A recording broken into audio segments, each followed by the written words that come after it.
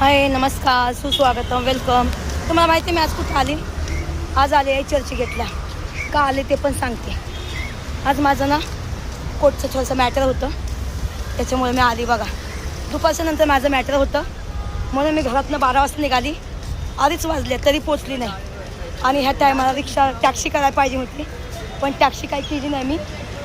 खूप दम लागला, खूप हालत खराब होती आणि खूप म्हणजे गरम होतं आहे.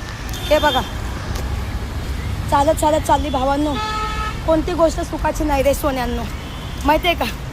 तुम्हाला 1 सेकंड पण लागत नाही लाईक करायला, पण मला किती उन्हातानाचा व्हिडिओ बनवायला लागते. यात तुम्हाला सगळं दाखवायला लागते. बघा, बघितलं, हे रस्ता आहे, चालत चालली मी. माहिती आहे, टॅक्सी केली असती तर 50-60 रुपये गेलं असतं. त्यापेक्षा देवा देवा करत चालली मी चालत. थांबा, दाखवा तुम्हाला. त्या साईडला हायकोर्ट आहे, त्या साईडला सेशन कोर्ट आहे. तर सेशन कोर्टमध्ये माझं थोडंसं काम होतं म्हणून आले होते, ठीक आहे. आणि एक व्हिडिओ बनवणं आहे, तुम्हाला मी सगळं अपडेट देत आहे. माझं काय चाललं आहे काय नाही ते तुम्हाला सांगते एकदम. कारण कसं आहे भावांनो, हे बघा रस्ता, बघा रस्ता सगळं बघून बिघून आपल्याला चालायला लागतं आहे. रस्त्याकर ध्यान, व्हिडिओ कर ध्यान, सगळे कर ध्यान. माहिती आहे, टॅक्सी, काय बोलतो संध्याकाळी, बस बीस सगळं बघायला लागते. बघा, बघितलं. आणि तरी काय झालं रस्त्याने, आणि रस्त्यामध्ये मी सापडली व्हिडिओ बनवताना, तर मला हे करताना. बघा, हे आहे सेशन कोर्ट. आता सेशन कोर्टमध्ये पोचली.